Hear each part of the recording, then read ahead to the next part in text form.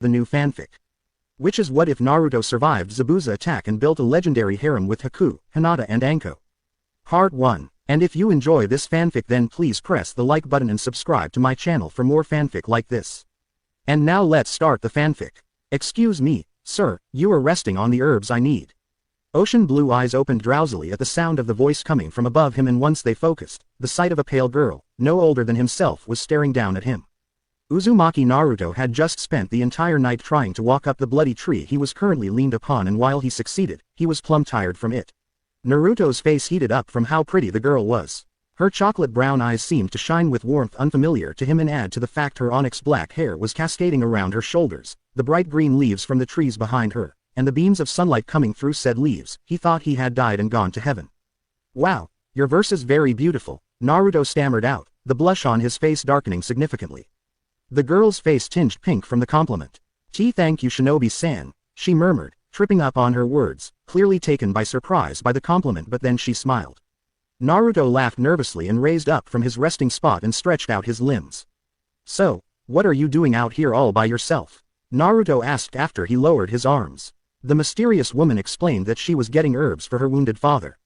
Well then, how about I help you out? No sense in leaving someone as beautiful as you to handle this alone, Naruto stated with a kind smile on his face, which caused the girl to return his smile shyly, pink returning to her cheeks. What is your name? Naruto pointed at his own chest with his thumb and said with a proud tone, I am Uzumaki Naruto, Konoha Shinobi and the most unpredictable being on this planet. And what is your name? The female merely smiled up at him and said, Haku, Haku is my name and I'm just a simple flower girl from Wave Village of Wave. Timeskip. One day later. Uzumaki Naruto, why did you become a shinobi, Naruto-san? Naruto glanced at Haku's curious face. The two of them were currently sitting on the edge of a dock when Haku decided to ask this question out of the blue. Naruto opened his mouth to give her the standard answer he gives anyone that asked that question. So I could become the Hokage. That way, everyone would have to acknowledge me. But Naruto closed his mouth and stared out at the ocean before him. At first, that was his reason. He wanted to become a shinobi and then the Hokage because he was tired of being ignored and being treated as some freak. He knew the reason why everyone treated him this way now, but that didn't mean anything to him. He wanted to prove that he was not the Kyuubi no Kitsune to Konoha, and that is why he was a shinobi. But now things were different. He still wanted to be acknowledged by his village, but now that was no longer the driving point of his shinobi career. But what was his reason if not that? I honestly don't know anymore, Naruto replied with a small sigh leaving his lips. At first, I just wanted to be seen as me, instead of the outcast of my village, but lately, I just feel lost. He saw Haku frown from the corner of his eye and silently, he felt her soft hands touch his face before they turned his head to face her. Naruto-san, don't you have someone precious to you? Someone that you would be willing to fight and to die for? Haku asked softly. Naruto narrowed his eyes in thought before he replied, well, not really, I'm the outcast in my village. Everyone hates me for something I couldn't control, I don't really have anyone to fight for. Let alone die for. He could tell that Haku was not pleased with his words, but he was being honest with her. Sure, he had some friends, but they weren't really there for him when he needed them. And one could say Iruka or Konohamaru, but Iruka could always defend himself and Konohamaru was the Hokage's grandson. They didn't need anyone fighting or dying for them. Naruto-san, maybe that is why you feel lost. You feel as if you don't have a purpose, Haku stated to him gently. Naruto nodded at this, finding truth in her words, but then he asked, then can you help me find my purpose? Haku seemed stunned by this question, but he then watched a tender smile form on her face. I'll be glad to assist. Naruto was walking around Chizuna's village with a large grin on his face. It had been 4 days since he met Haku, and so far, he had found himself really liking her. The two would meet up every day in the forest to collect herbs for her father and just talk for hours on end until his sensei and teammates came wandering out to start their training. He found himself telling her of all of his friends and fun times he had in Konoha, and each time he managed to get a laugh from her made his heart skip a beat. But while everything was going well for the two of them, Naruto still hadn't found that purpose Haku said he was missing. I won't give up hope though. I'll find my purpose sooner or later, Naruto said to himself with a grateful smile on his face, but that's when he happened to come across Haku handing out soup to some of the starving children in the village. Naruto watched her for a few seconds, clearly touched by the sight, and decided then and there to do something special. That's when Naruto noticed a large amount of many kinds of flowers growing in front of a long abandoned home and quickly went to work in pulling them out of the ground, cutting the roots off with his kunai. He hid the modest-sized impromptu bouquet behind his back and walked up behind Haku and said, "Hey." He watched as Haku jumped and instantly turned around a lot quicker than a regular girl should, but then when she saw him, Haku huffed and exclaimed, "Ah. Naruto-san, you scared me." Naruto smiled while Haku glared at him with a small pout. "Sorry, Haku-san, I couldn't help it. I don't get to scare people often," Naruto replied with a large grin on his face and a chuckle. He saw that Haku was about to speak, so without warning, he pulled the bouquet from his back and said, "For you." He saw Haku's eyes widen in shock at the flowers while all the children around them began to giggle and whisper amongst themselves about this turn of events. Wow. Naruto-san, what is this for?" Haku asked him softly, her face red. "Well, I saw you feeding these kids and I decided you deserved something nice for doing it," Naruto replied with an earnest smile on his face. Haku gingerly took the flowers from his hands and held them in her arms, clearly unable to reply briefly before she said, "Thank you, Naruto-san. I didn't do this just to get a reward, I did this to be able to help these starving people, it was the right thing to do. I knew that, Haku-san, but still, I wanted to give you something to show my appreciation for you doing this," Naruto replied before he muttered, "I just wish someone had done this type of thing to me sooner." He knew Haku had heard his mutter due to the sadness that appeared in her eyes, but before she could commit, Naruto masked his own sadness with a large smile and said, "Move over, I'm going to help. No sense in leaving a pretty woman to do this all alone." Naruto realized right then and there that making Haku blush was going to be so much fun. Village of Wave timeskip, 1 week later. Uzumaki Naruto, it's nice of you to walk with me on this night, Naruto-san, Haku told him with a small smile on her face, her hands clasped behind her back while Naruto's hands were comfortable in his orange jumper's pockets. Naruto snorted at her words and responded, "When a beautiful girl asks if you wanna walk with them, you say, yes, in an instant. That's what my friend Kiba always told me." He heard Haku giggle beside him and he couldn't help but blush at the sweet-sounding music she had just made. "If you continue to flatter me, Naruto-san, I might start to believe it." Naruto instantly turned his head in alarm. She didn't find herself beautiful. "You must be kidding, Haku-san. You are very beautiful. Who would lie about something like that?" Naruto asked, his tone showing no amusement in her words. Naruto watched as Haku's pace slowed to a stop as she lowered her head and said, "You'd be surprised." Naruto didn't know what compelled him to do what he did, but before he could stop himself, his hand gently caressed her cheek before he tilted her head up, forcing her to look into his eyes. "I am surprised because they must be blind as bats. I mean, look at you. Silky, long black hair, pale skin, huge warm brown eyes, and not to mention how nice you are. You are very beautiful," Naruto told her genuinely. "Why you continue to flatter?" Haku muttered, but Naruto wouldn't let her finish. "I'm not trying to flatter you, Haku-san. I only speak the truth. I mean seriously, you're not only beautiful on the outside, you're beautiful on the inside as well. Ever since I met you, you have been doing nice things. Getting herbs for your father, feeding the kids of the village every single day, and not to mention keeping the children's spirits up when stuff is going bad. You are amazing." I don't feel amazing. I've done a lot of terrible things for my precious person. I just want to do something good for once," Haku stammered softly, making Naruto frown a bit.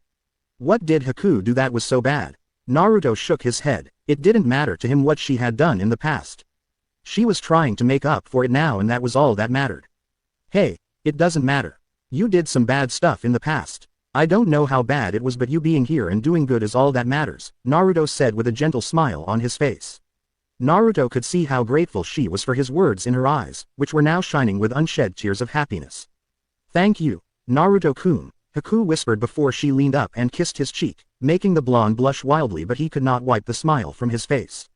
It's no problem, Haku-chan. Now come on. I can't wait for you to meet my team," Naruto murmured softly before he and Haku started to walk back toward Tazuna's house.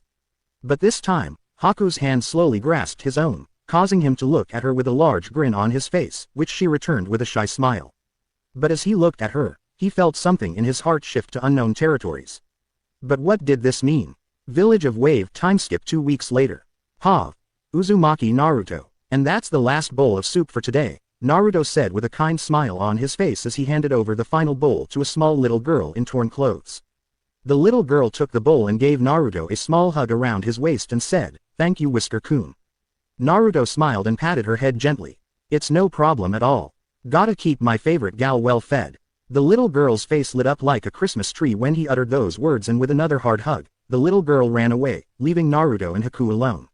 "You are too sweet, Naruto-kun," he heard Haku say from behind him. Naruto turned around and faced the smiling Haku and smiled at her words. "Ah shucks, I just wanted to bring some light to her day.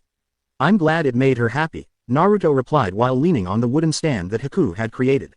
He noticed a wide smile overcome Haku's and it made a gentle smile appear on his face. "It seems it has made you happy as well," Naruto noted. "It does, these children have seen so much pain and suffering. To be able to brighten their day as you did makes me uncontrollably happy," Haku replied as she sat down and leaned on the other side of the wooden stand. Naruto remained silent for a few moments, his eyes gazing at the unfinished bridge that was nothing but a silhouette against the setting sun.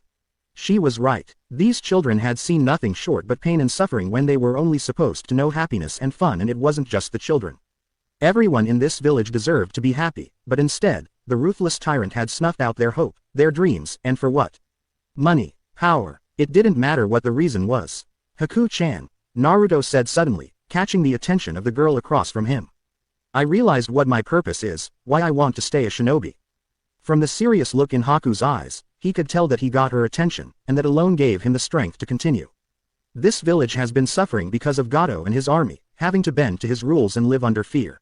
And for those who refused, like Kazuma, were killed to set an example."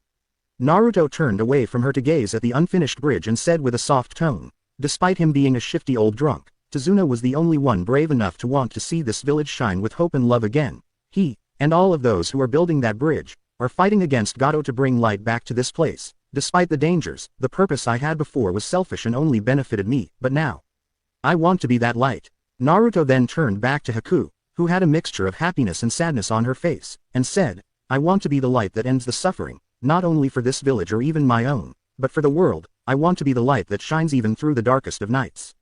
That is my purpose." "That is a wonderful purpose, Naruto-kun. I'm proud that you took up such a noble purpose," Haku said to him softly. Naruto blushed at her words and gingerly took her hands into his and said, "But I can't do it alone.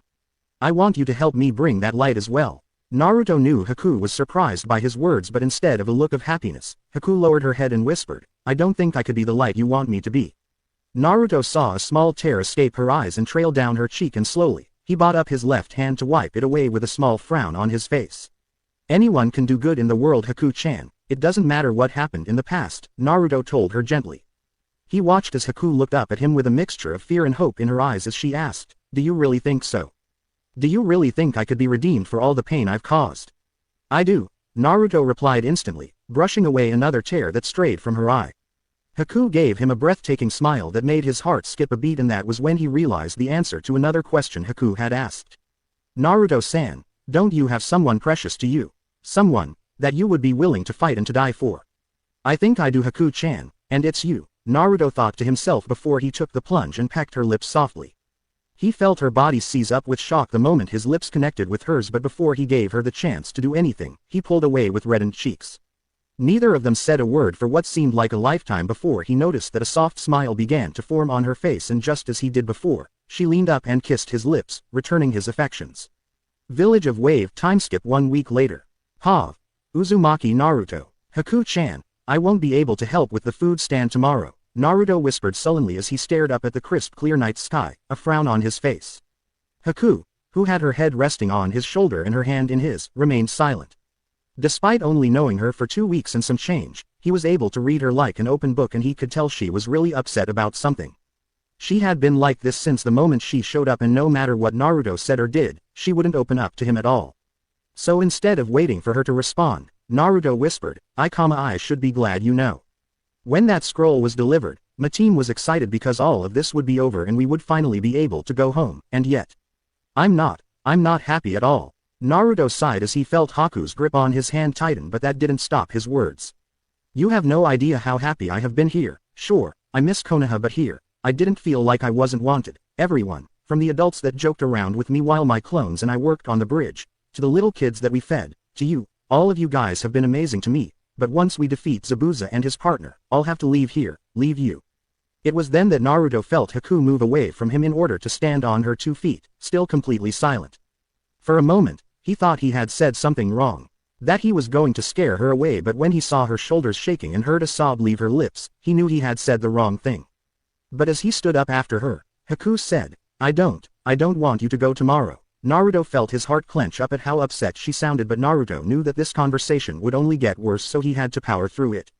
I can't let my teammates down, they need me there, Naruto responded, his hand reaching out to Haku's shoulder, but the next words she said stopped him cold in his tracks. You don't understand, I don't want to fight you. Haku, what do you mean by that? Naruto questioned, clearly not understanding what she was trying to say. Fight him. Why did she not want to fight him? Tomorrow, he would be fighting Zabuza and his partner. What did she have to do with it? No, Naruto whispered, her words finally hitting him. Please, don't tell me, Naruto gasped out, his heart aching in both sorrow and terror as he stared at Haku's back. I have done a lot of bad things for my precious person, Haku started, without turning back to look at the genin. Zabuza-sama took me in when my real father killed my mother and tried to kill me because of my Kekkei Genkei. He gave me purpose, and all I ever wanted was to be his tool. I wanted to fight for his ideals and his dreams, to die if he ever needed it of me, Haku told him with a shaky voice, trying to keep the sobs at bay. Naruto couldn't believe this. Haku, the very same Haku he had been kissing and cuddling and helping feed the children day in and day out, was Zabuza's accomplice. The very same accomplice that he would be fighting tomorrow. Why didn't you tell me? Naruto asked her, a look of hurt on his face. Haku turned around to reveal the tears pouring down her face, causing Naruto's face to morph into a frown. I couldn't. No matter how many times I wanted to tell you, I couldn't. I was scared of hurting you. Haku fell to her knees and sobbed into her hands. I didn't want any of this. I didn't ask for my heart to be taken by my master's enemy, and yet here I am. Kneeling before my enemy, my heart solely in his hands. I've never been terrified like this before. I want to obey Zabuza-sama, but I'm scared. I'm scared that I might have to kill you. Without stopping himself, Naruto's arms found themselves wrapping around Haku's slim form as she began to break down against him, his wet face burying itself against his neck and her arms wrapped around him as well. Please, she uttered against his neck. Don't go to the bridge, I don't want you to die, I've already lost so much, I can't lose you as well. But Naruto knew that despite her pleas, he couldn't abandon his team. Taking a breath, Naruto said, I don't want to fight you either and I don't want you to die, but I can't allow myself to turn my back on my team. In the same way, I'm sure you can't turn your back on Zabuza, he saved you from possible death. That outweighs how you feel about me. Haku pulled away from him just enough that she was looking at him in his eyes and said, that's not true. Naruto-kun, I love you. I hate myself for feeling this way, but I do. You have made the past 2 weeks colorful compared to how dull my life had been before. Zabuza gave me a purpose, but you gave me love I thought I would never have. Naruto laughed sadly and replied, and my luck couldn't have been better. I finally find that person I would risk it all for before I have to fight her. I don't know what to do anymore, Haku-chan. I can't abandon my team, but I can't fight you. I can't fight the person I love. It seems fate wants this to happen, Naruto told her with a broken look on his face. Then, if this is our fate, then I want us to be together, to be one, at least this one time, and not a second later, Naruto found her lips claiming his in a hard, desperate kiss. Naruto was blown away by his first kiss. Sasuke will never count, but he returned the kiss to match her desperation. Naruto then found himself falling to the ground with Haku on top of them, and then everything became a blur filled with the sounds of breathy moans, intense emotions, and feelings that neither of them thought they could ever have. And by the end of this rush of wild emotions, the forms of Naruto and Haku rested side by side, their arms wrapped around each other and her head resting against his chest. Whatever happens tomorrow, I will always love you, Naruto-kun, Haku breathed out softly, her fingers intertwined with his own. And I will always love you, Haku-chan, Naruto whispered. And no matter what happens tomorrow, the both of us will walk away alive, and together, Naruto thought to himself as held her close to his body, a look of determination on his face. Village of Wave. Timeskip 5 hours later. Uzumaki. Naruto. The battle at the bridge had been an intense one from the get-go. Sasuke and Haku fought one-on-one while Kakashi and Zabuza did the same, leaving Sakura to guard the fearful Tazuna. Sasuke had awakened his dojutsu, the Sharingan, and actually had an edge against Haku until she used her Kekkei Genkei to form the demon ice mirrors around him. It was then Naruto leapt into the fray.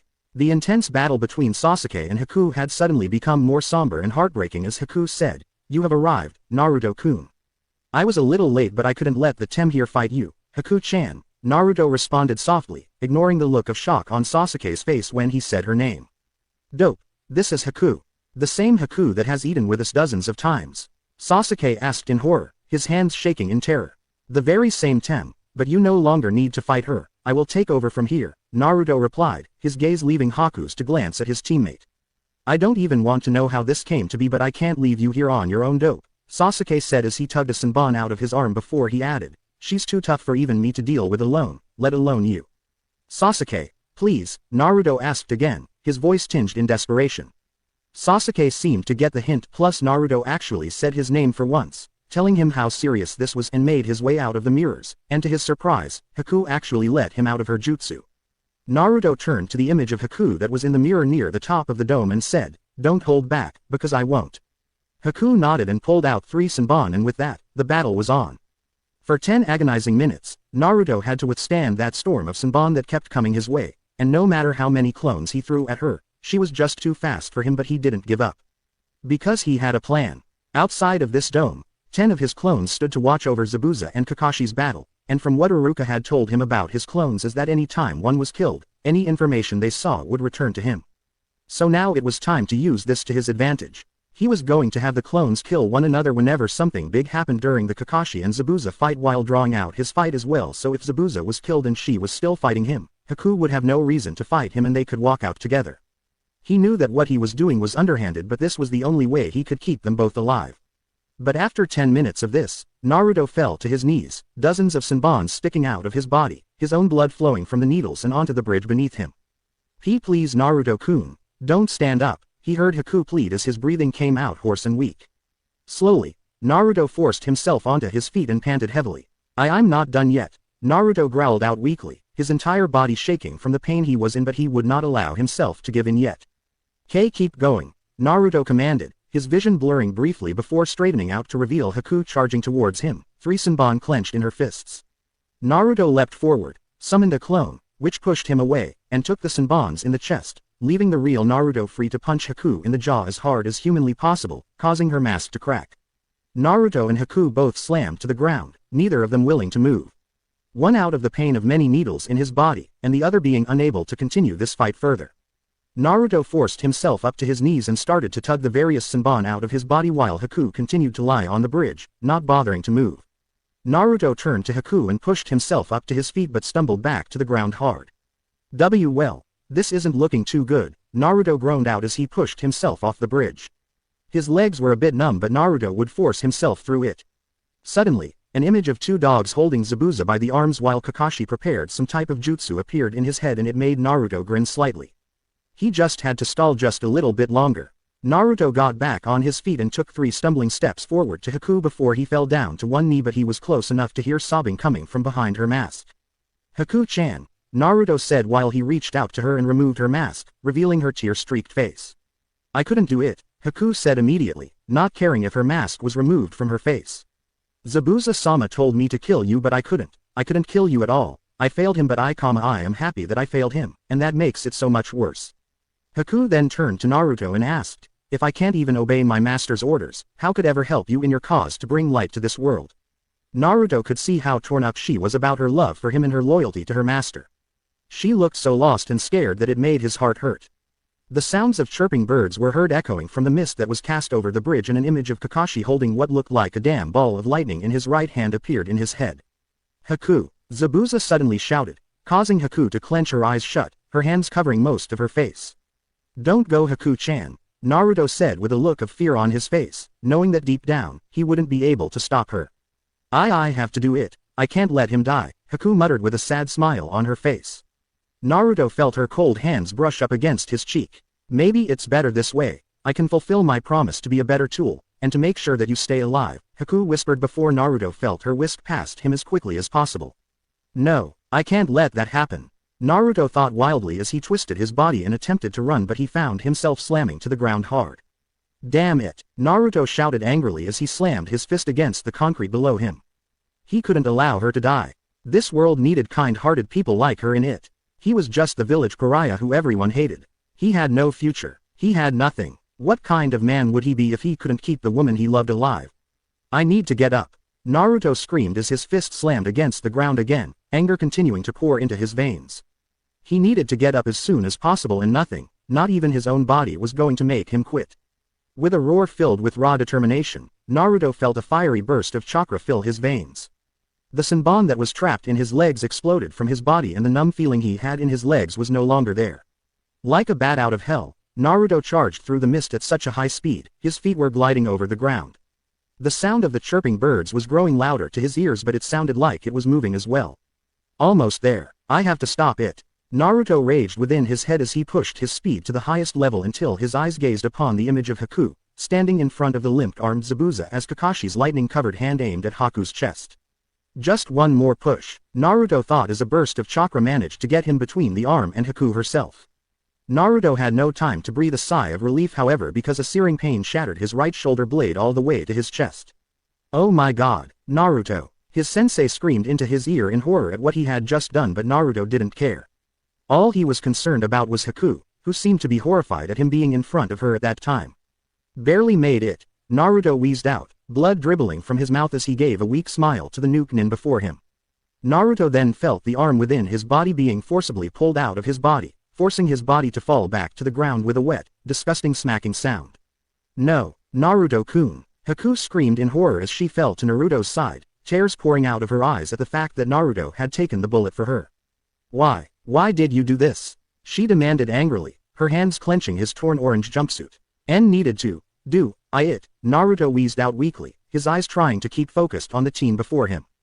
Haku's forehead met his bloody jacket as she screamed his name in agony.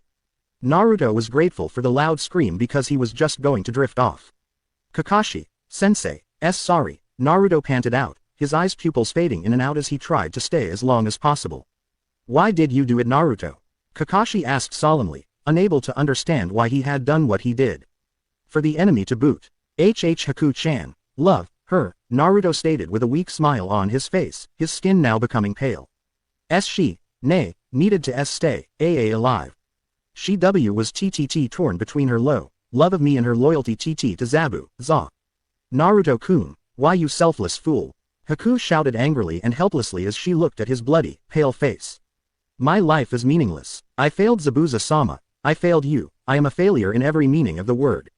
Why sacrifice your life for me? A worthless tool. Why, Naruto-kun? You deserved your life more than I ever did. Haku would have continued to rant if not for Naruto placing a hand on top of her head, causing her to stop speaking immediately.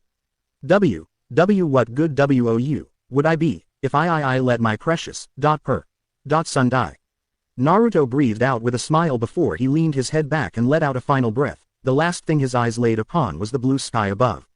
Unknown location. Uzumaki Naruto. What good wou would I be, if I let my precious, son die? Naruto breathed out with a smile before he leaned his head back and let out a final breath. The last thing his eyes laid upon was the blue sky above. Hearing the water crashing around him as he lay on the wet sand beneath him, Naruto opened his right eye and groaned in pain, forcing his body to cooperate with what he needed by getting to his feet. Rising to his feet, Naruto was surprised to feel that the injuries he sustained from earlier were no longer there, but as he truly looked around, he felt something was wrong with this scene. While the sun itself was glowing a faint fiery orange in the middle of the sky color itself was a midnight blue, but the stars above were also fiery orange. It was like staring at fireflies. He had to admit, despite knowing something was wrong, he enjoyed the sight of the world around him. The lake was crystal blue and the sand beneath his feet was white and not too hot, and the island itself was very lush and green. But where am I? Naruto asked himself. You are in my domain, Uzumaki Naruto. Hearing the unknown voice, Naruto turned to see a man with medium-length black hair along with a medium-sized beard, but the thing Naruto noticed the most was the yellow and black garb that the man wore. Come, join me in having some tea, the man told him, motioning the genin over with a motion of his head. Naruto walked over to the sitting man and sat down across from him and said, thanks. I didn't want to stand there too long. The man chuckled and poured Naruto some tea, which Naruto accepted and sipped. It tastes good, Naruto said with an approving smile on his face. It should. It was my mother's recipe, the man responded with a small chuckle. But I have wasted enough time. You are in the realm between the living and the dead. I see, that's not easy to hear, Naruto replied stoically. He really didn't know how to respond to knowing he was close to both life and death. So, what's keeping me alive? Naruto asked softly. The demonic entity within you is working hard to save you. I must give it credit. It does not want to die, the man responded with a small shake of his head and a chuckle. Well, at least it's good for something at least, but that also answers my question. I was going to ask if you were the QB. The man laughed at this and shook his head. I am a different being altogether. I was not aware that I would find myself in this position after a large percentage of my soul was recycled into yours. Explain, Naruto said with a stare. Yes, I shall, the man said as he stood up and looked at the sky. My name is Hisashi Hanzo, and during my time alive and undead, I went by another name. My name was Scorpion and I, Uzumaki Naruto, am the remains of your old soul. Naruto stood flabbergasted at the news he just received. I'm sorry, did you say you were a part of my soul? Naruto exclaimed. The man nodded, clearly amused despite the situation they were in. Can I get some sort of explanation, please? Naruto requested with a stare. Because today has been a lot and this is just. Oh boy, I understand what you mean all too well, the man said as he stood up and looked at the sky. My name is Hisashi Hanzo, and during my time alive and undead, I went by another name. My name was Scorpion and I, Uzumaki Naruto, am the remains of your old soul. Naruto had heard a lot of things in his life, but this was a new one. This man before him stated that he was his old soul, but that shouldn't be possible. How can that be possible? Naruto asked with a distrustful gaze at the man before him. I was always told that every man has a soul unique to him. Hanzo nodded in agreement then said, and that is true Naruto, but what you don't know is that there is a balance. For every life that ends, another begins, and whenever a new life is born, a new soul is created along with it, while the life that ends has two destinations, the heavens or to the netherrealm or hell as you know it. Hanzo crossed his arms and began to explain. Normally, these two paths do not overlap, because as you said, a soul is unique to the new life, but there is a small window that appears between the death of a being and the birth of a new being, and if it happens between that nanosecond window, the soul of the recently deceased becomes reconstructed into a blank slate. At least, that was what should have happened. Naruto quirked an eyebrow, clearly wanting the man before him to continue. When I passed on, my soul was reconstructed into your own, but somehow, I remained dormant deep within the recesses of the soul, until now, Hanzo told the youth, a troubled look on his face. And, well, that is something, but you looked troubled about it, Naruto noted. Shouldn't you be happy that you are back? I know I would be. I am troubled because this spells death for us both and not just physically, Hanzo replied sharply, his eyes narrowing down at the blonde in front of him. This meeting was never to happen. I'm sure I was to remain dormant until your passing where things would have progressed naturally, but because I returned, it's causing our soul to fracture. That's bad, but how bad? Naruto asked with a fearful tone in his voice. When a soul fractures for any reason, it only has 10 minutes to heal that fracture before it becomes unstable until it shatters like glass. When that happens, the very existence of that being is wiped from the memory of every living person that being has ever met, but what happens to the shattered soul remains a mystery, Hanzo replied with a stoic tone. Naruto's eyes widened in horror at the words that were just spoken from his past life. Not only was this causing his body to die quicker, but if that did happen, they would be erased completely. That can't be. You said that a soul goes to heaven or hell. Not erased, Naruto shouted, panic written across his face. Yes, I did. Soul, meaning one. When I was awoken, our soul split in half to accommodate my consciousness, and a body cannot operate with a fractured soul, Hanzo replied instantly. But what about the Kyuubi? It's a living, breathing demon inside of me. It has a soul, can't it heal us enough for this to not happen?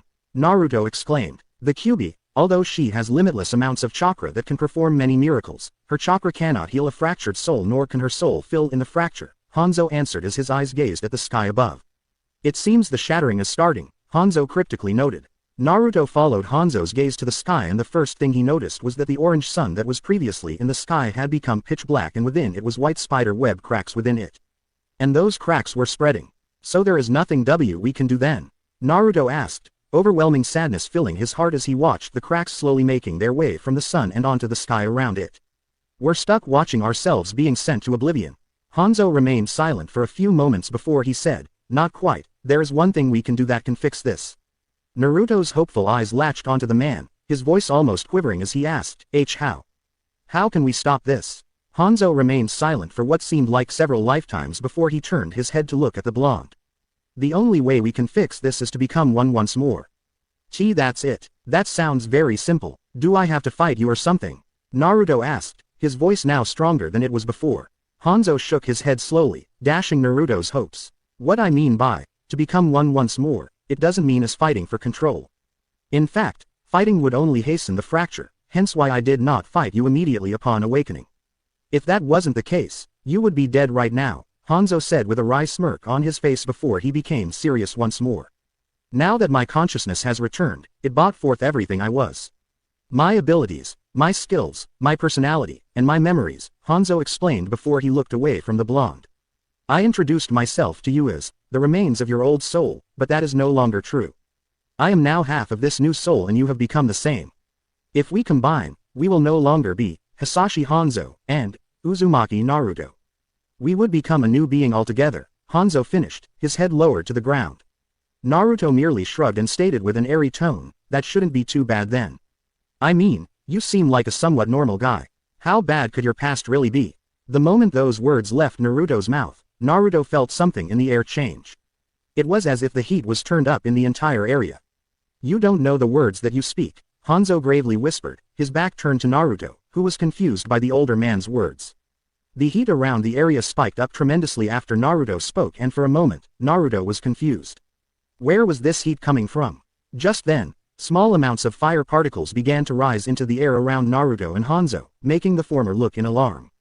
Naruto didn't know what was going on, but from the way it looked, it was like they were rising from hell itself. Naruto turned to Hanzo, who was eerily quiet this entire time and was about to open his mouth when a large burst of flame erupted from out of Hanzo's body, causing Naruto to fly back onto the ground. What the hell is going on?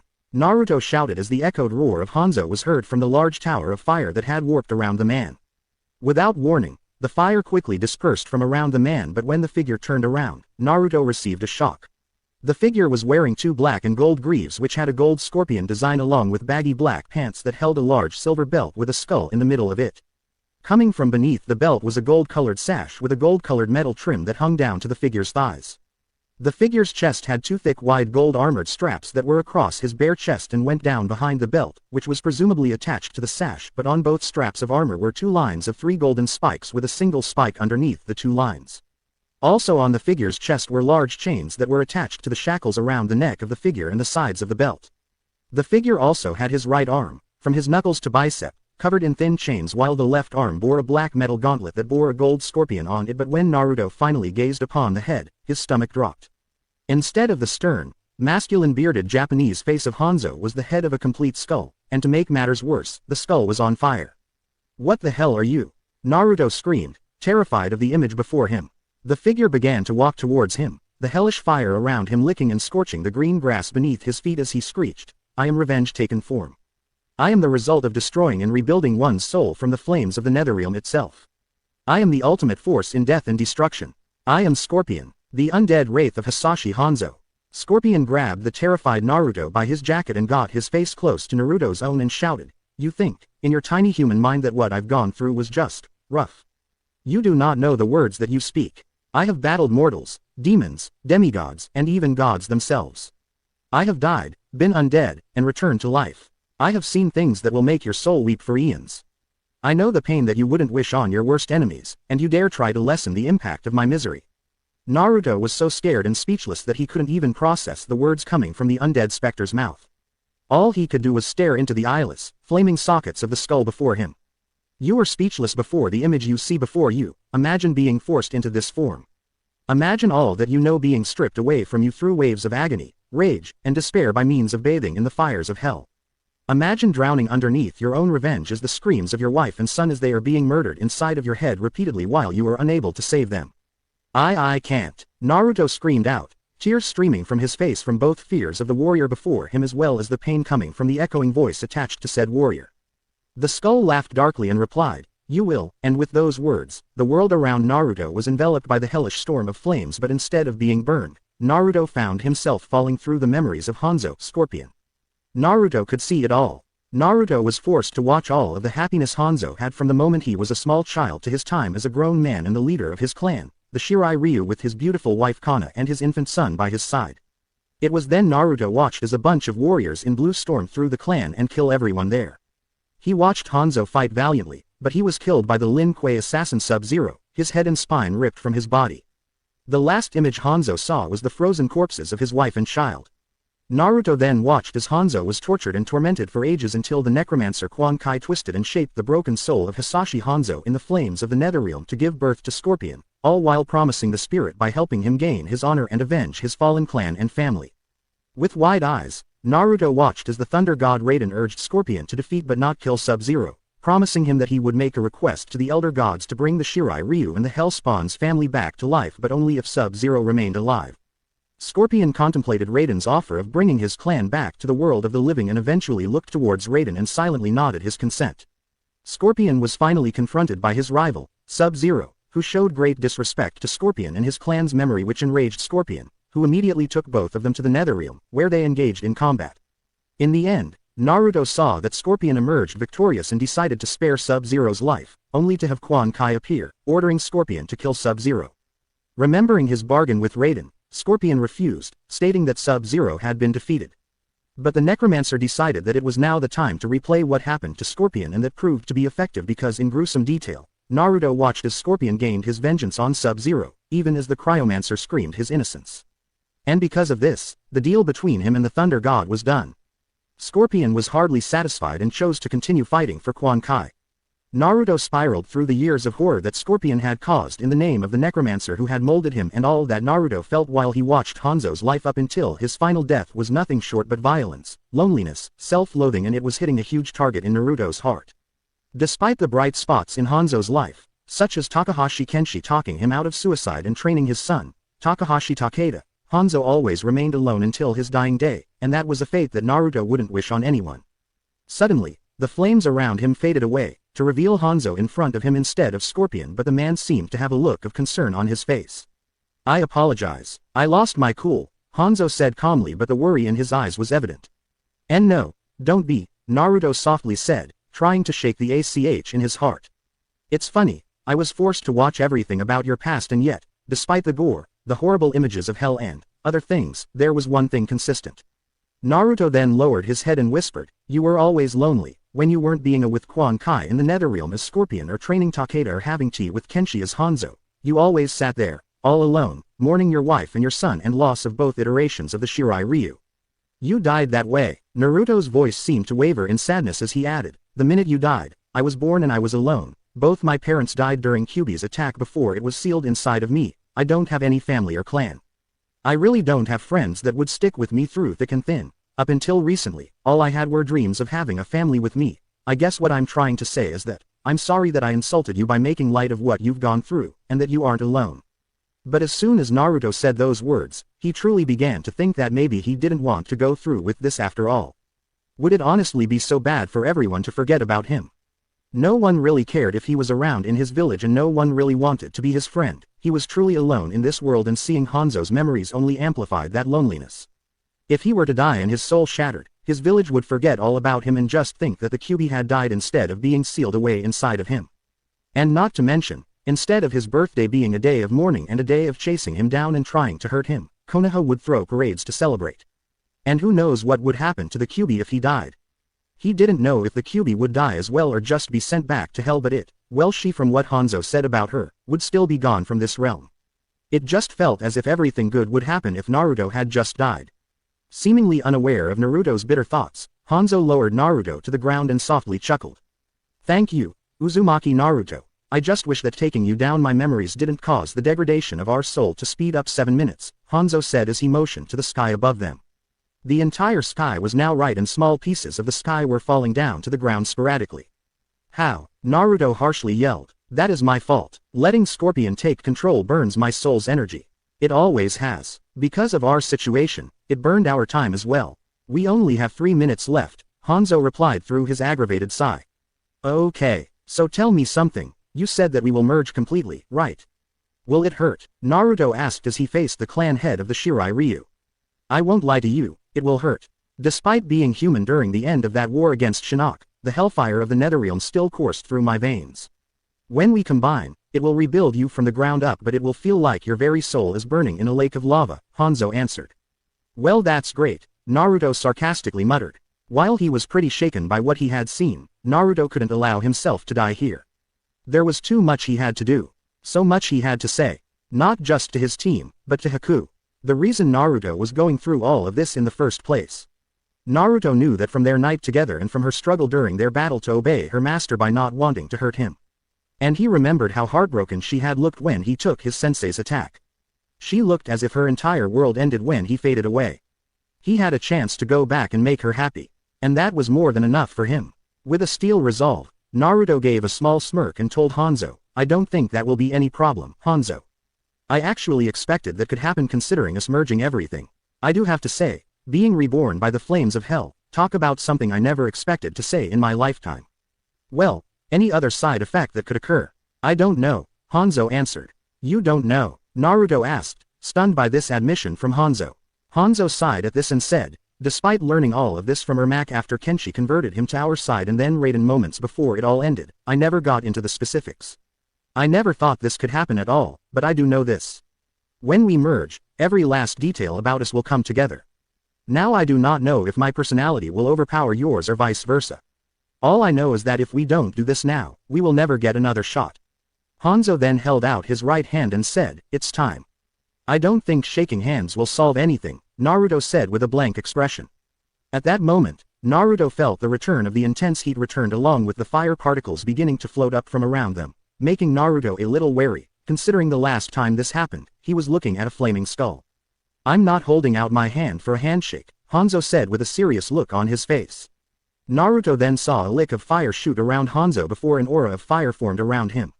I'm preparing myself for the merging of our fractured soul. I don't know what will happen from here on out but we will see this through, unless you'd rather back out now, Hanzo explained. Truth be told, I don't like the idea of coming out of this as someone new but it beats being erased from all existence and other unknown factors. Whatever happens, I get to see Haku-chan again, I get to keep my promise to her and the people of Wave and that is all that truly matters. Naruto shouted and clasped his hand with Hanzo's outreached hand. The moment their hands connected, the fire roared to life around the two of them before making a full circle around them but before the fire fully engulfed the two of them, the last thought running through Naruto's pure mind was, don't worry Haku-chan, I'm coming back to you, I promise. Kakashi had seen many things in his day. He had seen his father's dead body. He had seen the horrors of war. He had seen his teammates' blood on his hands after he struck her down with his Reikiri.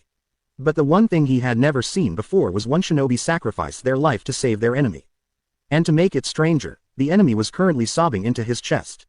Kakashi, sensei, sorry, Naruto panted out, his eyes pupils fading in and out as he tried to stay as long as possible. Unfortunately, the shinobi that had done it was his student, the small child he had watched over since the early days of his Anbu career. Uzumaki Naruto, why did you do it Naruto? Kakashi asked solemnly, unable to fully understand why his student had taken the blow for his enemy. Haku-chan, love, her, Naruto stated with a weak smile on his face, his skin now becoming pale. Kakashi's eyes widened at this admission, able to connect the dots that were left by his dying student. He turned his head to the masked apprentice of Zabuza, who had removed their mask to reveal the kind girl Naruto had introduced them to one day. Kakashi thought she was a pretty nice gal when his student shyly introduced her to him as if he wanted his approval.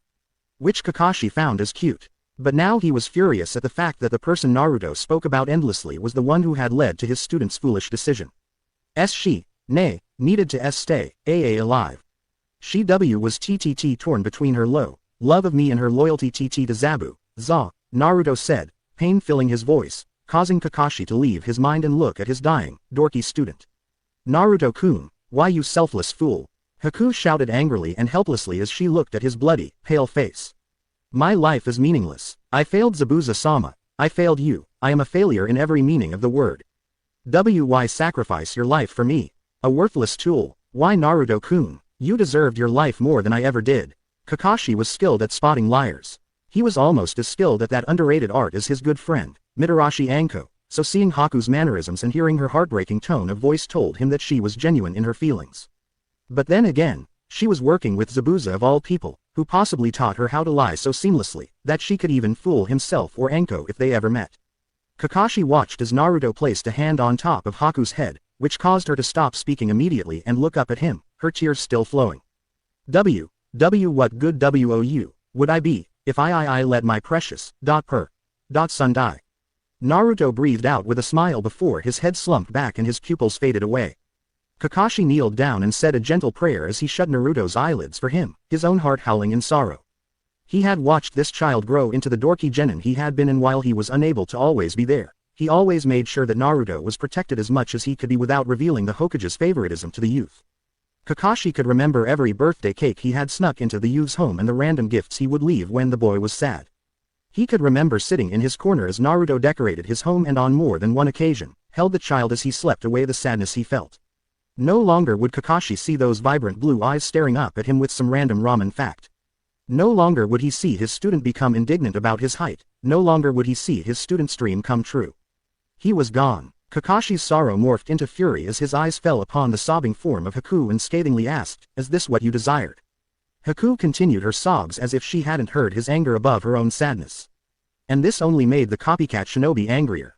But before anything could be done by him, the deep voice of Zabuza rang out. "Haku, I do not know what is going on, but we have a mission to finish." Once again, Haku continued on, making Kakashi pause. Naruto had said it himself. Haku was torn between obeying her master and her love for Naruto, which Kakashi didn't believe was true. But if she was actively ignoring the man she was willing to sacrifice herself for the now dead genin, there was something there. "Haku," Zabuza said, his voice coming out forcefully. "We have a mission to finish." "To hell with the mission," Haku shouted, shocking both Kakashi and Zabuza, but probably more Zabuza than himself. "Haku, do you know who you are speaking to like that?" Zabuza threatened with an angry scowl visible beneath his mask. Haku remained silent as Zabuza continued to speak, his voice thick with anger. "I am the one who took you in when you were just a small beggar on the streets. I trained you to be my tool and I command you to remove yourself from the dead shinobi." Kakashi watched as Haku kissed the lips of Naruto before she slipped on her mask, as if she was masking the fear of disobeying her master, and stood tall before she turned around and said, "Why, you're right. You found me after my father killed my mother and I killed him. You taught me all that you knew and put me through hell. You raised me to be an emotionless tool." Kakashi noticed that her voice remained gentle, almost sad as she revealed her past out in the open, but she continued before he could dwell on it further. "I followed you, at first out of obligation for you saving my life and giving me purpose, but soon, I started to look at you as a father, but all you saw me was as a tool." Kakashi saw an unfamiliar emotion behind Zabuza's eyes, but they quickly vanished, replaced by a cold, unflinching look. "That is what all shinobi is, Haku. A means to an end for anyone that needs us. You are no different." "Naruto thought I was different," Haku snapped, anger immediately filling her voice, which once again shocked Kakashi and Zabuza. "All he wanted was for me to be at his side to fight for the light of this world. Not as a tool, not as someone beneath him, but as his partner."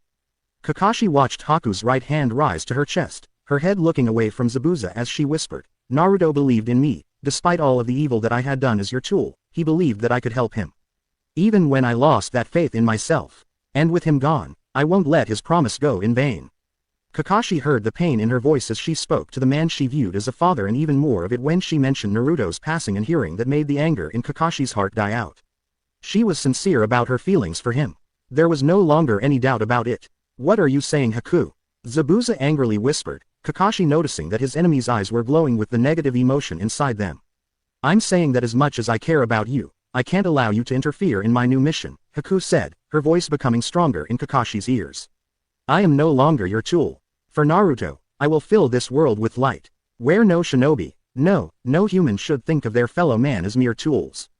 Zabuza let out a scathing laugh at Haku's declaration and questioned, "So you are truly willing to leave my side over a brat you met in such a short amount of time?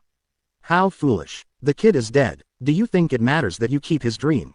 Zabuza leaned his battered body against the steel railing of the bridge and said, "The kid sure did brainwash you. He filled your head with such flowery, naive words and you ate it up like a damn idiot. Haku, you live in a world that is grim and dark. This world will swallow you whole and lead you to your death, like it did him. He died because he didn't want me to die for you." Haku responded, her voice coming out sad and yet enraged at the same time. "He sacrificed his life because he knew how much you meant to me, and yet you talk down about him like a mere roach. I won't allow you to disrespect him after his sacrifice. So what will you do, Haku? Will you fight me, the man who saved you from certain death, from a kid who was stupid enough to fall for his enemy?" Zabuza asked with a grave tone in his voice. Haku silently shook her head and kneeled beside Naruto as she answered, "I am no longer your tool. Out of respect for what you have done, I do not wish to fight you or kill you. I just want you to leave me here. I don't think I can let either of you go. Gato hired you both to kill Tazuna. There is no way I will allow you two to go without knowing if Tazuna is safe," Kakashi suddenly said to the two of them, a confused frown on his face. Haku had just abandoned Zabuza, and Zabuza hadn't blown up or gotten angry. Instead, Kakashi noticed that Zabuza was staring at the young female, but that look was in his eyes. Kakashi noticed it once more, but it was so strong, he could finally realize what it was. Pride. Zabuza looked at Haku with pride. "But why?" "Very well, Haku," Zabuza said with a nod. "You wish to leave, I will allow it. You are no use to me as a tool anyways. You failed to do what you were trained to do anyways, and that was to have a cold heart. Kakashi could tell from Haku's body language that she was upset by Zabuza dismissing her as his tool, but then it became strong. Haku kneeled next to Naruto's body and replied, Zabuza-san, the moment Naruto-kun stepped on this bridge, I knew I couldn't fight and kill him or his team. Kakashi opened his mouth to speak, but a weasel-sounding voice coming from the distance was heard saying, such a sad conversation, Zabuza-san. So I assume that you couldn't complete your mission, Demon of the Hidden Mist. Kakashi watched as the mist dissipated, revealing Gato and a large band of thugs behind him, telling Kakashi that a double cross was coming for his enemy, and from the look of realization and then rage, Zabuza understood as well. So, the businessman grows a spine, Zabuza stated, a mirthless chuckle leaving his lips. I should have known it would come at a bullshit moment, but it seems when it rains, it pours, Kakashi muttered with a frown on his face, interrupting Zabuza. So you are the man we are here to stop. Expected you to be taller. Gato gritted his teeth, but then he smirked and replied, and I expected you and your rotten shinobi to be dead.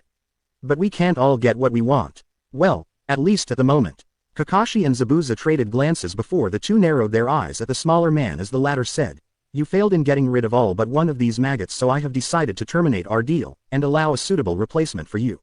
He sounds so smug, Kakashi grumbled to himself as he narrowed his eyes, realizing he was becoming weaker due to the overuse of his Sharingan. So it seems you betray me. Good, I finally get to do what I planned to do from the start and kill you, Zabuza stated with amusement dripping from his voice before he asked, who is the fool that protects you from my blade? I am, a deep, almost echoing voice answered Zabuza's question. The crowd of thugs seemed to part as a 7 feet tall male with blood-red armor which had a black GI above it, with the sleeves torn from it with black gloves, walked through the middle of the parted group. Kakashi noticed that the man has light brown eyes and his blood-red armor extended all the way to the bottom half of his face, covering it up. He also noticed that underneath the red armor, the man wore a white cloth that also covered both sides of his face and the top of his head. The mysterious man also wore a red conical straw hat which was known as a casa, which looked to be the same material as the red armor over the white cloth, and he also seemed to be wearing what seemed to be a bronze-colored ring around his neck which he wears over his red armor. Also, the armor covering his arms and torso is plated. But the main thing Kakashi noticed was that the man was wearing an Iwagakure forehead protector on a black cloth.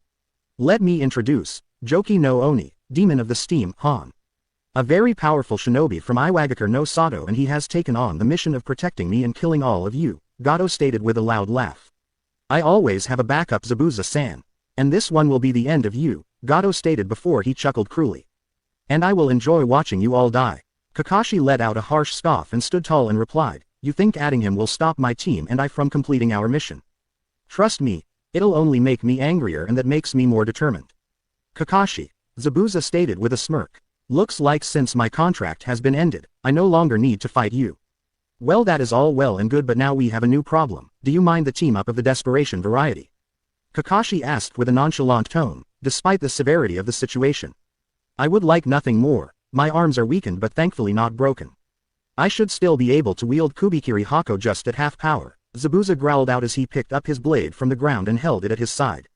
Kakashi could see Zabuza's arms shake under the weight of the blade as well as the blood dripping from multiple wounds on the man's arms, but he would not denounce his strength now. I will assist in this as well. Kakashi and Zabuza looked back and saw Haku walking in the middle of the two, her voice as cold as the elemental Kekkei Genkai she wielded. Haku, Zabuza breathed out, his eyes narrowed at the female Nuke Nin. I may not be your tool, but Naruto-kun died wanting to liberate this village and Gato is the one in the way. I will start his dream by ending the very mission that gave him this dream, Haku stated as she pulled out her senbon. Kakashi nodded and said, trust me, the more, the merrier. We are going to need all the help we can get outside of my squad protecting Tazuna. Kakashi had noticed, with pride of course, Sasuke and Sakura in the distance standing with the scared Tazuna behind them.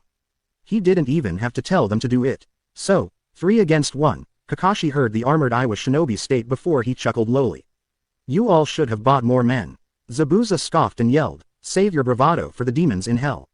Let's begin, Kakashi shouted before he, Haku, and Zabuza launched themselves toward the imposing armored shinobi from Iwa.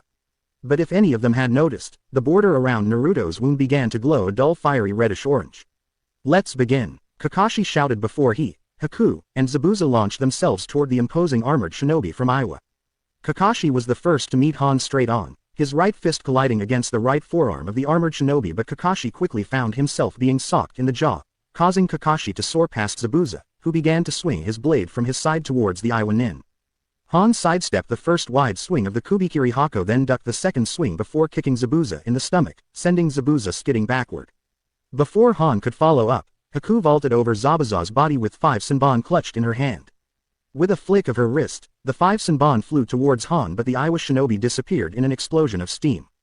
Haku landed on the ground and was quick to maneuver from side to side to avoid the quick jabs of the Iwa shinobi, but she failed to block the rather quick kick that struck her stomach, sending her flying towards a running Kakashi. Kakashi leapt over Haku as he completed a set of hand seals and shouted, "Kaden, Gokaku no Jutsu. Fire style. Great Fireball Jutsu." Han eyed the giant fireball that was shot from Kakashi's mouth and couldn't help but chuckle as he slipped his right hand into his GI. With a burst of steam from the furnace attached to his armor, Han muttered, "Fuden, Joki Domu, boil style, steam dome." The steam around Han quickly whipped up around him into a hazy orb around him as Kakashi's jutsu slammed into the orb, clashing wildly. The fire began to wrap itself around the dome before both the fire and the steam faded away, leaving Han standing in the middle of a medium-sized crater, on the patch of cement that was within his technique. "Is that all?" the shinobi questioned, much to the ire of all 3 of his opponents. "Far from it," Zabuza growled. Haku, despite wanting to separate from the man who had saved her, Haku knew that this was a serious situation and she would need to put that aside to assist them in this battle. Without missing a beat, the 2 nuke nin began to form several seals before the 2 ended in unison. Sweden. Suiryuden no Jutsu, water style. Water dragon jutsu, Hyoten. Hyoryu no Jutsu. Ice style. Ice dragon jutsu. Zabuza and Haku shouted before their respective dragons came into existence. Seeing this made Kakashi smirk as an idea formed in his head. "Let's put my affinity to use," Kakashi shouted as he formed his own hand seals before he exclaimed, "Raiden, Ikazukiryu no Jutsu. Lightning style.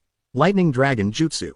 The 3 elemental dragons soared towards Han and began to meld together, and Han was momentarily surprised by this ingenious move. But a massive amount of steam came from his furnace and with a smirk, he shouted, "Fuden, Namatsu Joki Domu, boil style, dense steam dome." The multi-elemental dragons clashed against the enhanced steam dome, and for a moment, the dome seemed to start to weaken against the triple threat, but without warning, both the ice dragon and water dragon swirled around the dome before evaporating completely, leaving the lightning dragon, which quickly died away as well. Zabuza, Kakashi, and Haku's eyes widened in shock at how their attacks broke down against the dome, but they quickly became uneasy at how the dome remained swirling around the Iwa Nin, compared to the last time. That uneasiness soon turned into horror as the steam from the dome began to thicken and swirl wildly until a large white dragon was seen swirling around Han's relaxed form. Fuden. Keionryu no Jutsu, boiling style, heat dragon jutsu. With a point, the dragon roared and launched toward the 3 shinobi. Haku immediately formed another set of seals and shouted, "Hyoten, Makio Hyosho. Ice style. Demonic ice crystal mirror." A large dome of ice mirrors appeared to surround the 3, but then Haku shouted, "Hyoten, Makio Hyosho Kyutai ice style. Demonic ice crystal mirror sphere." The mirrors quickly surrounded and then enclosed the 3, leaving no crack between them as Han's technique slammed into them hard, causing the entire sphere to shake, but their opponent's attack quickly dispersed. "Okay, this is not going so well," Kakashi panted out in exhaustion, falling down to one knee. Zabuza agreed and leaned against his blade, panting as well. "Yeah," Zabuza agreed, shaking the feeling back into his arms. "I can see why Kiri wants his head on a pike. He's damn near invincible with his Fuden, even Mei would have a hard time with him." Kakashi grunted in response. It didn't take a genius to realize that the only reason the 2 of them were so beat was due to being low on chakra from not only their own battle with each other but also launching some of their strongest techniques. Only Haku seemed well off in terms of chakra, but who knew when that would last. Their opponent's steam was giving him unnatural abilities, and because of this, not only was Han able to defeat his jutsu on its own, but he was able to defeat the unified force of Haku, Zabuza, and himself as well. And despite being close to blacking out from chakra exhaustion, their attack should have been able to take him out. If that steam was able to do all of that, would his Reikiri even work? Only one way to find out, Kakashi mentally growled out, momentarily shutting his left eye to reserve some sort of energy as he popped a soldier pill into his mouth, which gave him enough of a boost to summon one final Reikiri. He didn't want to use this technique, but he had no choice at this rate. The Iwa shinobi was a tough competitor and they needed to take him down. "Alright, I have a plan," Kakashi said with a harsh cough. "I only have one more Reikiri in me before I'm completely tapped out and no use to you guys, but I need a few seconds to prepare." "I'm surprised you're willing to use that again after killing your student with it," Zabuza coldly commented, making Kakashi flinch at his words. I don't want to do it, but it needs to be done, Kakashi stated with narrowed eyes towards Zabuza. Zabuza scoffed and said, I'll give you the time. Haku, keep the sphere around Kakashi until the very last second. Understood, Zabuza. Haku responded, her voice controlled despite her heart hurting from the still open wound of Naruto's death. But as Zabuza turned around, the mirror before him cracked before exploding completely, revealing the fists of their opponent. Zabuza swiftly lifted up Kubikiri Hako and managed to get the blade to protect his chest as well as Kakashi's mere seconds before the fists slammed into them, sending them both through the ice mirror behind them. Han came skidding into the middle of the mirrors, his body exuding the steam that had been built up within his armor, but Haku quickly flew into the mirror and replaced the broken ice mirrors instantly. Han looked around and chuckled as he faced multiple images of Haku within the ice mirrors around him and asked, Do you truly think that you can stop me with a dome of ice? Haku held up a small kunai with her right hand and muttered, We're about to find out. Village of Wave. Hav. Hatake Kakashi. Sensei. Are you okay? Kakashi groaned as he leaned up from the ground with Sakura kneeling on the left side while Sasuke held a kunai against the downed Zabuza's throat a few feet away. Despite being shielded by Zabuza's sword, the two of them were sent far down the bridge by the punch of Han, and Kakashi hadn't realized how powerful that punch was until he saw Sakura's green eyes staring down at him in concern. Kakashi gave his female student an eye smile and said, I am fine, Sakura-san, but thank you for asking. Kakashi then turned his head to Sasuke and said, You can move, Zabuza is no longer an enemy. He could see a shocked look appear on Sasuke's face, and for a moment, Kakashi was unsure if Sasuke would obey, but the genin did, and not a second later, Zabuza nailed the boy in the stomach. Zabuza! Kakashi yelled in outrage at Zabuza for hitting his student. We are on the same side. You have no right hitting my student. Your student had a kunai to my throat. He is very lucky I didn't kill him, Zabuza responded coldly as he leaned up off the ground before he said, TCH, that damn Iwa shinobi knocked us all the way here near the start of the bridge. Yeah, despite the mirrors Haku made to slow down our flight, Kakashi muttered as he got up on his feet. We need to hurry. Who knows how long Haku can stand up to him. Haku, Sasuke muttered, causing Kakashi's eyes to glance at the genin. Haku, the girl Naruto bought to dinner that night. She's the one I was fighting earlier before Naruto told me to leave. What does she have to do with this? Why are you not fighting Zabuza? And where the hell is the dope anyways? He should be helping us guard Tazuna. Kakashi turned to Zabuza and said, You go ahead. I'll catch up soon. Zabuza scoffed at this and quickly dashed away, leaving Kakashi alone with his remaining students and Tazuna, who had fainted due to exhaustion and fear. Kakashi was going to ask how they didn't know about Naruto, but Kakashi quickly realized that the fog was truly thick and they were far away enough to not see what had happened to the blonde, but not far enough for him to not sense their chakra signatures. He decided that he would let them in on to why he was helping Zabuza and Haku, but he wanted to avoid telling them about Naruto until the mission was complete. Gato betrayed Zabuza during our battle and bought a strong shinobi to kill us all. Because of this, Haku, Zabuza, and I teamed up to stop him. Sasuke and Sakura looked at each other in alarm at what they had missed by being back here, but then Sasuke shook his head, stepped forward, and said, All right then, if this shinobi is stronger than you guys, then I'll come with to help. There's no need, Sasuke, Kakashi replied. The three of us are strong enough to handle it. You two continue to protect Tazuna. Kakashi then looked at the unconscious form of the man and sheepishly added, Well, his sleeping form. Then how did you two get down here in the first place? Sasuke asked with a sour frown, making Kakashi frown as well. You and Zabuza don't look the coward type, and plus Haku is not with you, making me think you two were knocked all the way back here. Come on, Kakashi-sensei, I can help. No, Kakashi sternly said, a little peeved at Sasuke's refusal to accept his orders. You will remain here with Sakura to protect Tazuna at all costs. You tell me to stay back, and yet Naruto is missing as well. Is he up there helping Haku? Sasuke asked with a scowl on his face, making Kakashi hide a wince from him at the mention of Naruto. Sasuke-kun, Sakura softly spoke, causing both Kakashi and Sasuke to look at her. Kakashi-sensei said it was he, Zabuza, and Haku were fighting this shinobi. He didn't say anything about Naruto. Sasuke seemed to realize this and slowly turned to Kakashi and asked, So where is Naruto then? If he isn't up there with you, he didn't run away, did he? Kakashi realized that there was no point in hiding it anymore, considering that they would be told anyways. Taking a deep breath, Kakashi said, During my battle with Zabuza, before the new shinobi arrived, Naruto took an attack meant for Zabuza to save Haku's life. He didn't make it. Naruto's gone. Gone. Sasuke stuttered with a stunned expression. And no, that can't be right. Naruto can't be gone. Kakashi saw Sakura fall to her knees as her bottom lip trembled and her green eyes became wet with unshed tears before he turned back to Sasuke's stunned face and said, "I'm sorry, Naruto's dead." "That can't be right," Sakura shouted, tears spilling down her face. "Naruto is too stupid to die. He can't be dead." "He is," Kakashi responded to her with sympathy.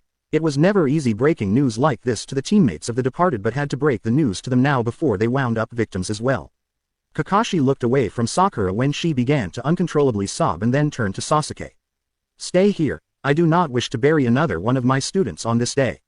Kakashi turned around and dashed away from the two, guilt tearing into his heart at the entire situation. He knew that he shouldn't have left the way he did but he had a mission to finish. He would deal with the fallout later. Village of Wave, Hav. Hyoden no Haku. With unmatched speed, Haku dashed from mirror to mirror with two kunai in her hands, using each dash to slash at her enemy within her grasp. But each time her kunai met his armor, he would grunt but look no worse for wear and it was concerning her greatly. She had already used quite a lot of chakra during these last few minutes and her speed was taking a dip in response. Nearly twice, he had almost caught her mid-dash but because of her additional jutsu, she was exerting far more energy. But she couldn't give up now. She had to take him down in order to take out Gato, keeping the promise Naruto had made before he died. After another quick slash and dash into the mirror, Haku tried to hide her panting as Han stood in the middle of the sphere, steam slowly rising to the ceiling of the ice sphere. Haku glanced up at the ceiling and reinforced her jutsu strength and immediately dashed out of the mirror to the back of Han but while she was able to strike his back, when she was heading towards the mirror to her upper right, Han was inches away from grabbing her foot. Haku flashed to the mirror to the upper left of Han and dashed from it and landed a slash to his mask before dashing into the mirror to his lower right. Haku wasted no time in flashing into the mirror above him then melding from the other side of the sphere and quickly completed several seals before she slammed her palms on the mirror beneath her and shouted, "Hyoten! Susho no Arashi Ice Style, Crystal Storm." Quote, all of the ice mirrors began to crack ominously from within the sphere her opponent was trapped in and the moment she leapt away, the entire sphere exploded into millions of shards that seemed to hover around Han, who Haku noticed was looking around the shards of ice. Haku landed on the ground and did one seal with her right hand before she shouted, "Jutsu Punish." While closing her hand into a fist, the ice shards immediately soared towards the Iwa shinobi but before any of them could strike him, a shout of, "Fuden! Kairiki Muso, Boil Style, Unrivaled Strength," reached her ears. Seconds later, a large burst of steam exploded from Han's body, causing the ice shards to evaporate mere seconds before they were to skewer him alive. "Never use ice against someone known as Joki no Oni," Haku heard the man exclaim with a laugh, possibly at the attempt her trying to fend him off. "HMPH, my ice will strike you down, no matter how strong that steam is," Haku stated coolly, not betraying the panic she was feeling at this moment but then she happened to turn her head to see Naruto's body. Naruto-kun, did he panic before he was killed? Haku asked herself as she eyed his body, her eyes slightly softening. He must have. He knew he was going to die from Kakashi-san's attack, but he did it regardless and faced his death with dignity. If he can face death without fear, then I can face this shinobi with no difficulty, Haku thought, her confidence building as she faced Han once more. "You stand in my way in killing Gato, I will defeat you at any cost," Haku coldly stated while her eyes narrowed behind her mask. Such a big talk for a small child, Han stated before Haku saw him dash towards her, his right hand cocked back to strike her. Surprised by how fast the armored man could move, Haku found herself dashing to the side to avoid his punch then ducking his wide kick that was aimed at her head but she was unable to avoid the elbow that slammed into her stomach. Haku skidded backward against the wall of the bridge but this quickly proved to be a good thing because she was able to avoid the punch that was aimed at her head. But the cement wall behind her was not so lucky because the second his fist touched it, it exploded upon impact. Haku quickly jumped up and kicked his face with both feet, sending him taking 3 steps backward. Haku quickly flipped to her feet and then dashed back to avoid his shoulder tackle and shouted, "Hyoten, Hyoryu no Jutsu." Her ice dragon launched itself toward Han, who quickly blew out a large amount of steam and said, "Fuden, Shinjoki no Yoroi Boiling Style." True steam armor. The steam wrapped around Han's body and hovered around every inch of his body. Just as the ice dragon was about to strike him down, Han roared, "Fuden, Shinjoki Bakua Boiling Style, True Steam Explosion." And with that, the steam shroud that covered Han's body suddenly expanded and exploded, instantly melting in the air but the Hyoten user saw the water and quickly formed several seals with one hand and shouted, "Hyoten, Sensatsu Susho Ice Style, 1,000 Needles of Death." The water from the melted ice dragon quickly became shards of ice that instantly started to rain down on the Iwa shinobi but Han himself was able to switch himself with a brick, allowing it to be skewered by Haku's attack. Haku felt a large amount of chakra coming from her left and instantly twisted her body to avoid another cement-breaking strike from the large shinobi. Haku quickly ducked to avoid a kick aimed at her, but quickly swept Han's feet from underneath him, sending his torso slamming against the hole he had just created with his fist. Haku grabbed both of his legs, used her chakra to lift up the rather sturdy male and tossed him over the bridge before falling to one knee, her breathing coming out ragged. Haku stood up on shaky legs and took several steps back, but just as she did, a huge explosion of steam occurred before her which knocked her off her feet and sent her flying backwards into the air, where she then crashed onto the bridge hard. When Haku pushed herself from the ground, she saw that the portion of the bridge that was there before was now gone due to the explosion. But what she also saw was the body of Naruto hanging over the edge of the bridge that was no longer there. And he was beginning to slink off the edge until he fell off. "Naruto-kun," Haku shouted in horror as she quickly moved to her feet to grab the legs of the blonde before it went over the edge. But when Haku leapt for Naruto's body, the cement below her began to crack before Han came bursting from underneath it fist first, causing his fist to meet her stomach hard. Haku flew backwards, then slammed back first against the wall of the bridge before she fell face first to the bridge, coughing and gasping for air from the intense pain she was feeling. And it wasn't all from the punch. Not only was Naruto dead, his body was now plummeting into the water below. Never getting the respectful burial she knew he was going to get once Gato was dead. Haku pushed herself up to her knees and then onto her feet, but she stumbled back onto her knees as she coughed hard, causing blood to land against her mask. Just a few seconds later, she felt a large amount of chakra building up before her, and that was when she looked up to see Han appeared before her, his hand cocked back, ready to take off her head. But without warning, a large water dragon slammed into Han's side, taking the man off of his feet and thus, saving Haku from her fate. "Are you okay, Haku?" Haku looked up to see Zabuza standing before her, his blade sitting proudly on his shoulder. "I am fine," Haku replied coldly, trying to hide the physical and emotional pain she was currently in. She watched as Zabuza's eyes flashed down to her torso, which had her bare red-colored stomach showing due to the steam from Han burning off that part of her haori before he narrowed his eyes. Zabuza turned his head away from her to stare at the downed Han and muttered, "Stay, I will take over from here," before he dashed off to battle the steam-using shinobi. Village of Wave. Ha! Momochi Zabuza. Zabuza could see Han rising to his feet and didn't hesitate to start charging toward the shinobi with his blade scraping the ground beside him. The moment Zabuza got close, he swung his blade at an upward angle, hoping to cut the shinobi in half. Han was quick enough to lean back to avoid the swing, but Zabuza grabbed the hilt with his left hand and quickly swung his sword in a downward angle. Han was quick to avoid it as well. Zabuza twisted his body, switching the hands that were holding his blade, and swung it hard to try to bisect Han, but the Iwa shinobi stepped back to avoid it but didn't get too far due to Zabuza instantly following up the wide swing with a kick to the gut. Zabuza followed Han, who had stepped back from the kick and delivered 3 quick lunges with the tip of his blade. Han maneuvered away from the lunges but was once again caught by surprise by the sudden twist and kick by Zabuza, which nailed him in the chest. Zabuza got into a kneeling position with the blade before him and dashed forward sharply, causing the cement to rise in front of the blade before swinging the blade upward, but Han managed to switch out with a block of cement just seconds before he was cut in half. Just as the cement block just was, Zabuza growled at this and quickly turned around and blocked an oncoming strike from Han's right hand with his blade, causing his feet to skid against the ground below. Zabuza felt a bead of sweat slide down the right side of his face as he forced more chakra into his arms to keep them sturdy against the fist of the Iwa shinobi. He refused to let his opponent see his weakness. Zabuza's eyes flashed to Han's legs briefly before flashing back up to Han's orange eyes and sneered before he lifted his leg and kicked Han's right foot from beneath the man, making him lose just enough focus for Zabuza to leap up, while his sword stayed in place, and drop-kicked it, bouncing the flat side of his blade against Han's body. Due to the attack, Zabuza and Han fell on their backs. However, Zabuza flipped up to his feet and immediately swung his blade down at his downed opponent. Unfortunately, Han swiftly replaced himself with another cement block, causing Zabuza to slice right through it, but mere seconds after this, several kunai came soaring towards him. Zabuza deflected 6 of the 7 kunai, but he was unable to deflect the final kunai, which wound up piercing his left shoulder. Zabuza pulled out the kunai and stood up on his own 2 feet as he gritted his teeth. "You are really starting to piss me off," Zabuza growled as he faced the steam user. Han chuckled and responded, "And here I thought that was already the case."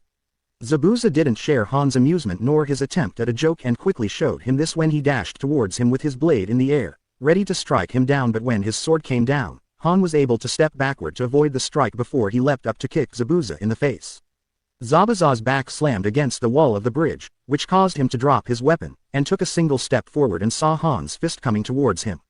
Zabuza managed to grab the right fist of the Iwa shinobi and quickly responded by pulling Han forward and ramming his elbow into Han's face.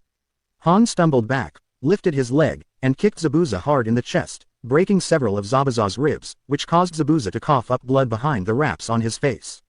Zabuza managed to pull the shinobi back towards him and landed a hard right hook to Han's jaw while letting go of his hand. Han stumbled to the side, but when he regained his bearings, Han was then kicked in the face by Haku, sending him sailing to the side. Zabuza turned to Haku, who had landed on her side, and said, "I thought I told you to remain where you were." "You did," Haku responded while clutching her stomach in pain, the pale skin now starting to blemish. "I decided not to listen." Zabuza scowled on the inside, but inwardly, he was impressed and proud of her. All Zabuza wanted from the moment he realized he cared for Haku far more than a tool was for her to become her own woman. Before this mission, she would do anything and everything he asked her to do. If he was as sick as some people, he knew he could have asked her to share his bed, she would have out of respect for all that he had done for her. He wanted to see Haku become self-reliant and stick to what she believed in instead of obeying his philosophy, and while he was annoyed that it took her falling in love with the enemy, but he was very proud that she decided it was now time to do what she wanted to do in life. It might have taken that blonde boy dying, but he was finally getting what he had wished for on her 10th birthday. "Very well, Haku, we need to get on our guards," Zabuza stated before he tried to stand up, only for him to fall back down, groaning in agony from his broken ribs. "Zabuza, you're too wounded to fight," Haku said with a worried frown on her face. "Please stay here, I can handle fighting him alone." Zabuza gritted his teeth and shook his head and once again tried to move, but the pain in his torso was white hot and Zabuza couldn't stop himself from growling in pain. Haku touched his chest and said, "Stay here. I will take it from here," before she dashed forward to attack Han once more. Zabuza watched as Haku maneuvered around Han's attacks, but she was clipped in her side hard by a sidekick, which caused her to stumble before he landed a solid hit to her face, which shattered her mask. Zabuza watched as Han steadily assaulted Haku's body with his fist, and despite Haku trying to get away, Han stopped each attempt with a brutal punch or kick. Finally, Han seemed to have enough of her, and after ducking a kick, Zabuza watched in horror as Han's body exploded in steam and Haku was sent sailing backward. "Haku!" Zabuza shouted, panic lacing his voice as he turned his head enough to see her slam into the cement hard before rolling to a stop in the distance. Zabuza heard someone running and quickly turned his head only to be picked up by his shirt by Han and launched into the air before his body slammed down hard on the bridge below beside Haku, who was struggling to her knees before falling down on the ground. Village of Wave. Hav. Hatake Kakashi. Kakashi was dashing over the many marks and cracks of the battles that were had, trying to get his way back to Zabuza and Haku when the latter of the two was seen rolling into his line of sight, with the former slamming to the ground moments later. Kakashi skidded to a stop and looked down at the two for mere seconds until he looked up to see Han charging towards them. Kakashi swore and quickly did several seals before he shouted, "Raiden, Ikazukiryu no Jutsu." And with a thrust of his hands, his lightning dragon came forth and charged towards Han's form. But to Kakashi's horror, Han shouted, "Fuden, Joki Juden, boiling style, steam bullet." Steam wrapped around Han's outstretched fist, which then spread across his entire body. Suddenly, Han's speed increased dramatically as he charged forward, making him seem like a white bullet heading toward the lightning dragon. The minute the white bullet collided with the dragon was split apart forcefully as the white bullet cut through the middle of it, and that white bullet was coming right to Kakashi. Kakashi disengaged the jutsu and only had a few seconds to kick Haku and Zabuza away before switching himself out with a cinder block. The cinder block exploded in particles the moment the white streak slammed into it. Kakashi appeared behind the white blur now and quickly did the familiar hand seals for the Reikiri just as the blur took a sharp turn and began to come right towards him. Kakashi gritted his teeth and shouted, "Reikiri!" Before he dashed forward with the large ball of lightning in his hand with a shout, Kakashi put the jutsu out above him and met the white blur in a fierce clash of lightning vs steam. Kakashi gritted his teeth and tried to force more chakra into his attack, but he still found himself skidding against the ground against the long streak of steam before him. Kakashi tried to keep himself rooted to his spot by using his chakra to keep him still, but even that didn't work because the cement around his feet began to slide back, causing cracks to appear. Just then, a voice from within the white bullet shouted, "Fuden, Shinjoki Bakua." The white steam ball expanded against his Reikiri. Before Kakashi could disengage, an explosion of extreme heat went enveloped Kakashi and his attack before the force of Han's attack sent Kakashi soaring high into the air, where he then slammed into the bridge so hard, he actually bounced off the ground momentarily before slamming into the ground at an angle, where his body rolled twice until he stopped completely. Village of Wave. Hav. Gato. Gato watched through his binoculars in glee as Han stood victorious against the pesky, demon, and his eyes soar along with the famed copycat shinobi. I knew this investment would work out for me. Gato exclaimed in excitement as he hopped out from the wooden chair his henchman had brought along for him to sit down in. He knew it was dangerous to stay on the bridge while these shinobi battled, but he had to watch this battle. He wanted to see that smug bastard Zabuza stomped into oblivion by his superior while the ice whore was taken as his personal concubine. Gato looked back at his henchman and said, "Let us go. It's time for me to see the life drain from the eyes of these shinobi." Village of Wave. Ha! Hyoden no Haku vs Joki no Oni. Han couldn't help but allow a smirk to appear. He had done what many couldn't claim to do. He had taken out not only one of the famed swordsmen of Kurigakure no Sato and his apprentice, but he also just took out the famed copycat shinobi, Hatake Kakashi.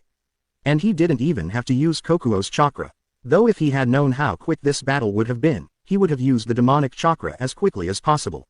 So, is that all there is from Momochi Zabuza and Hatake Kakashi? Han asked with a mocking tone as he slipped his right hand into his torn gi, which he was inwardly surprised at still being on his body after dealing with the girl and her speed in the ice sphere. He saw both men struggle to rise to at least lean up to face him, but their bodies had given up on them. They were too battered and weakened to battle him now. Han shook his head as he stared down at Zabuza's form and spat, "How pathetic. I accepted doing this at half the price Gato was paying you Zabuza because I would get the chance to defeat a powerful shinobi that was rumored to match my strength." Han's head then turned to the unconscious form of Kakashi and shook his head slowly and added, "And then to see the famed Hatake Kakashi here was an added bonus to test myself, and I managed to steamroll not only the two of you but another as well. How pathetic. I suppose it's time for me to complete the rest of my side mission before heading home." As Han began to walk away, he heard a female voice say from behind him, "We aren't done yet." Han turned around to see the Hyoden user standing on shaky feet, blood coating the left side of her face while blood fell from the corner of the right side of her mouth. "I won't let you hurt Tazuna-san," Haku muttered, but Han could see that not only was her body shaking from the pain she was in but her eyes were unfocused as well. He could tell that she was standing on her last legs, and as admirable as standing up to him was, he merely turned around and said, "Just stay down. I am no longer interested in fighting you. I just want to complete my mission." But he was quickly stopped when he heard the whistle of a kunai slicing through the air coming closer to him, where he then felt the kunai slice against his right shoulder, which caused him to stop. Han turned around and said, "You still wish to fight, despite me trying to spare you? Very well, I will end your life since you seem to want that." Fuden.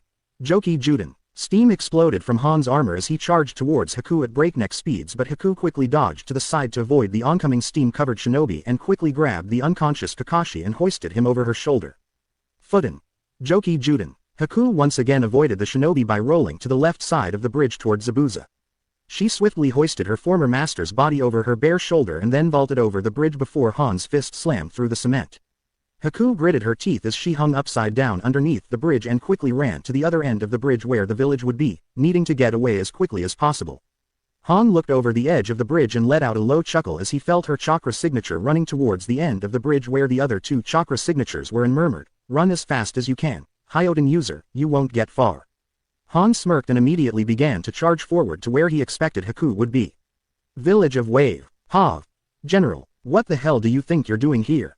Haku ignored the angered Sakura as she sat the unconscious forms of Zabuza and Kakashi down with a worried frown on her face. She knew that her opponent would come down here, and as much as she needed to run far, far away, she didn't have enough chakra to get her far enough before it was game over. So she had to go to the two most able bodies to get their assistance in hiding from the steam user, but unfortunately, Sasuke and Sakura were very upset with her due to the death of their teammate.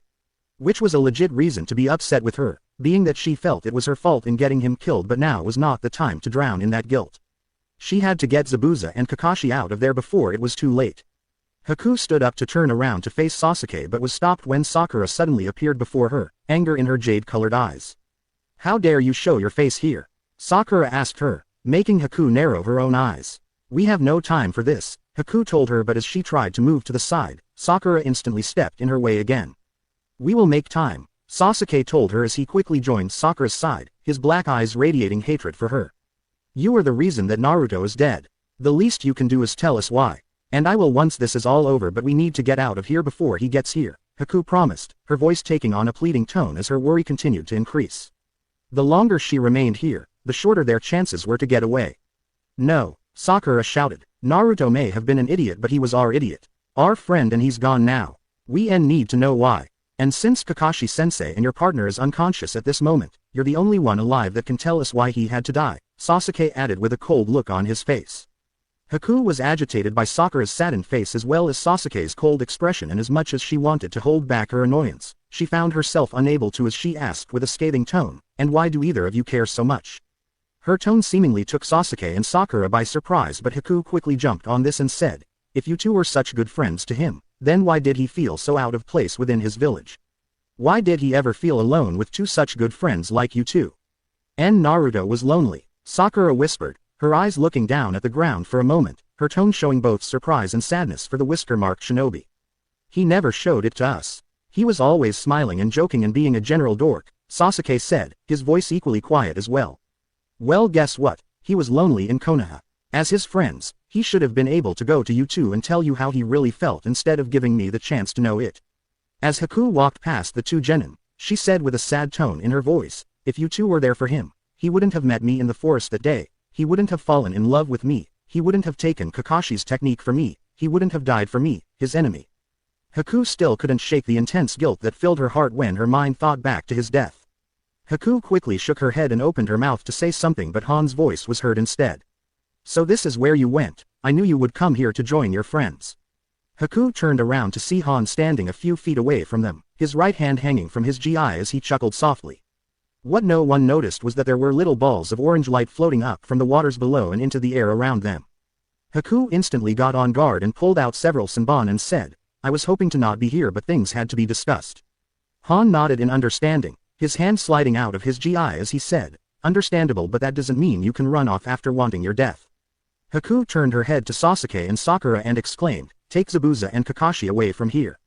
I will buy some time for you both to go." Sakura and Sasuke looked at each other and quickly nodded before the two made their way to follow Haku's orders. Although the latter of the two wanted to stay behind, he knew from the large amount of chakra this enemy had, he wouldn't stand a chance. As Sasuke and Sakura lifted up their respective choices, Han rubbed his wrist and shouted, "Who said I'm letting any of you escape?" Fuden. Kairiki Muso, which caused a large amount of steam to explode from his body before it began to spread out around the area. Fuden. Gekuretsu Gobi Bakushin. Boiling style. Furious five-tailed dash. Han shouted as the large amount of steam around him morphed into a being that had a horse's body with a dolphin's head, which had two long horns with three short horns on its head along with five tails swishing behind it. Haku, Sasuke, and Sakura stared at the steam-made creature in horror as its eyes glowed a bright red before it roared and charged towards them, but as it got closer, the small orange balls of light that were hovering around the bridge shot towards the spot that was before Haku and the Konoha shinobi. And second, the orbs landed on the bridge, and a large vortex of fire ignited against the ground, causing the creature of steam to disperse back into Han, who crashed against the ground hard. Meanwhile, Haku, Sasuke, and Sakura were sent sailing backward to the ground as well. After a few seconds, Haku slowly made her way to her feet as she stared into the inferno and noticed that something was forming from within it. The flames intensified as a black silhouette of a human was shown materializing from the start of the left side of the body to the right, and from what she could tell, the figure was standing at 5 feet 6 feet and the silhouette of the hair seemed long and spiky as well.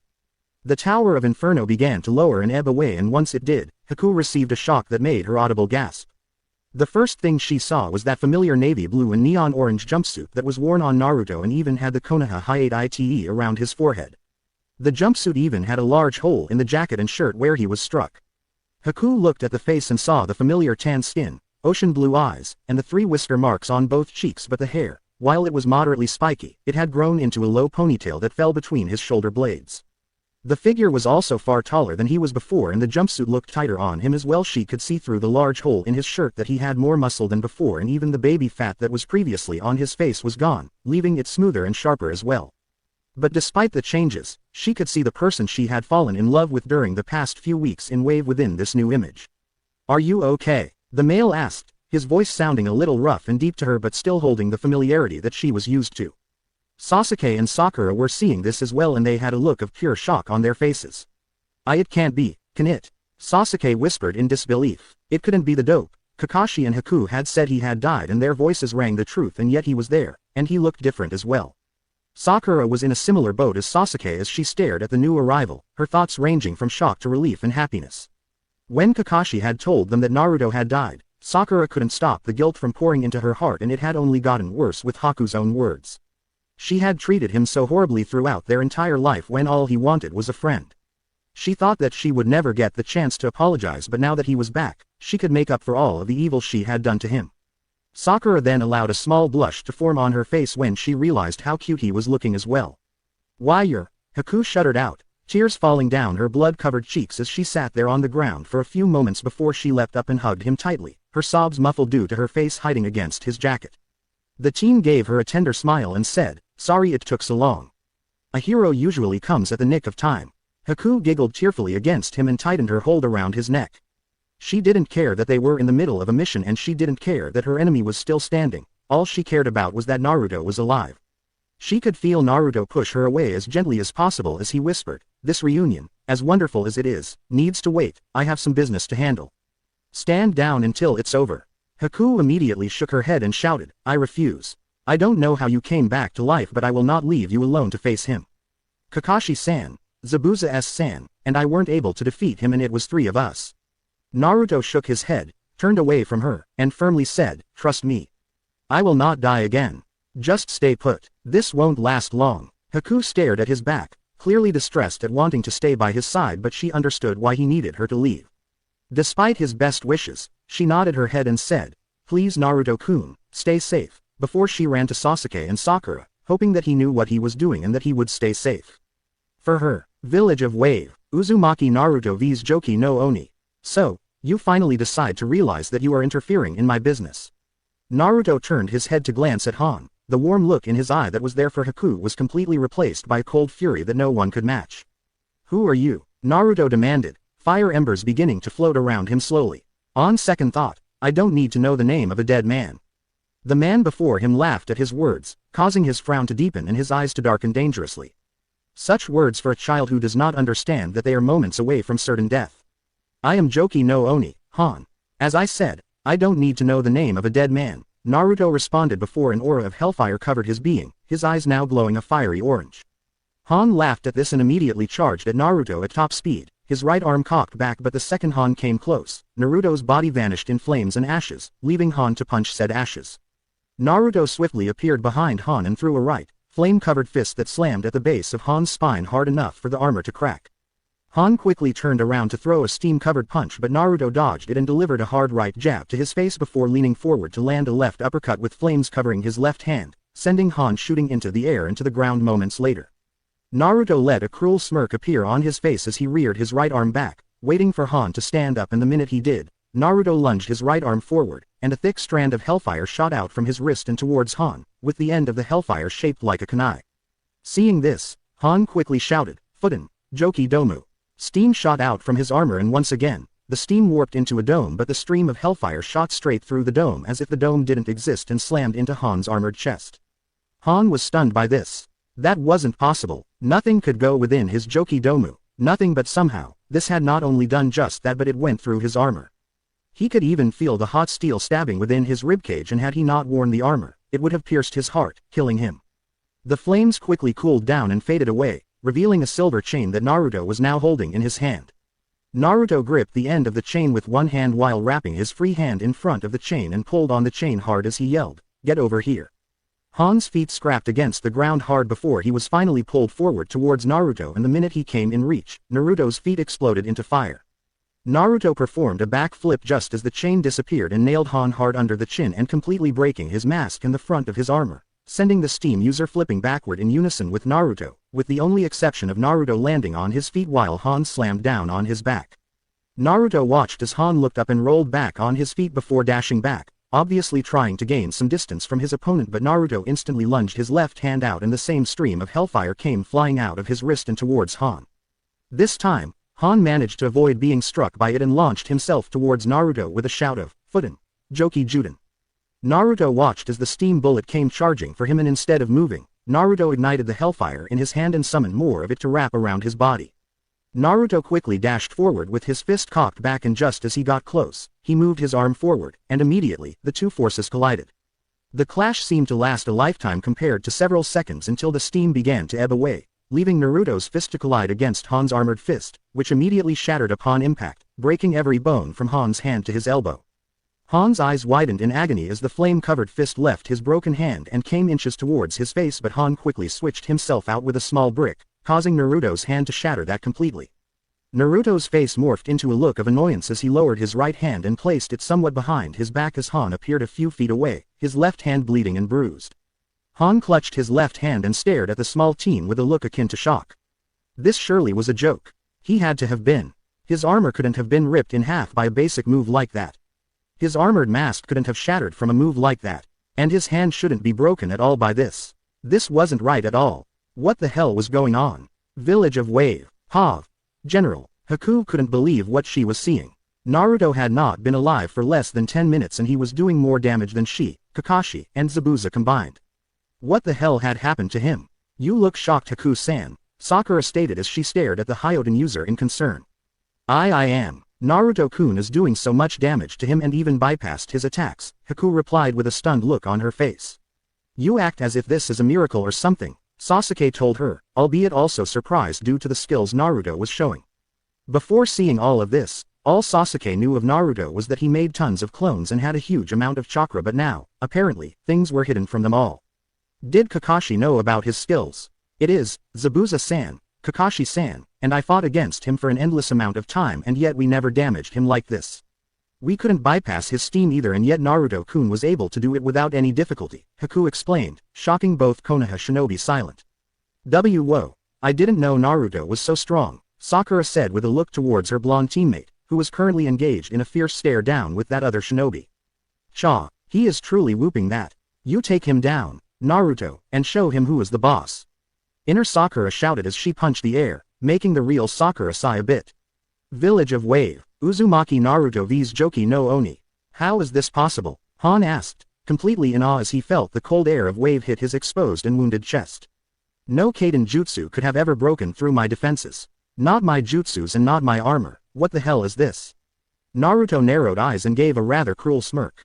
That's the thing about my techniques, they aren't Kaiden jutsus, and to make it better, my attacks are no ordinary flame either. This is the power of the Netherrealm's hellfire and I have not been able to use it in some time. The Netherrealm? Han questioned. Yes, and unfortunately for you, dead man, you are my test subject to see how powerful it has become. Naruto let out a rather demonic laugh as he ignited the hellfire within his left hand and around his body. Han could see the flames swarm around the young man and smirked.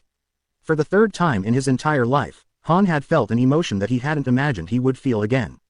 Excitement. Han chuckled loudly at the youth and said, well, this is a new twist. I had you pegged as a lowly genin and yet I was wrong. Your abilities show much more than that. Han chuckled again. But I'm afraid you won't be able to test these skills on me. Naruto's eyes narrowed. You do not seem to understand, Naruto hissed as the embers floating around him started to grow larger. You have no say in this. Han merely smirked and said, I believe I do. I have other things to do than to die. Especially by the hand of someone as young as you. Naruto could only sneer at the disrespectful tone Han had shown him and replied, do not let my youth fool you. I've defeated warriors stronger than you, boy. Han growled and took a step forward, only to hear Gato's voice coming from behind him. Han, I did not pay you to play around with a child. Get to work and kill Tazuna. The fire around Naruto's body exploded violently when he gazed upon the small male and his army of henchmen. So that is Gato, he's as disgusting as Tazuna described, Naruto thought. Han turned to Gato and replied, this is no mere child. He was able to cut through my steam as if it was nothing. That matters not, Han. I paid you to kill these pesky shinobi and to kill Tazuna. If you cannot kill a mere child, you are not worth your payment. Gato screamed, his face turning red at the amount of rage that he was feeling.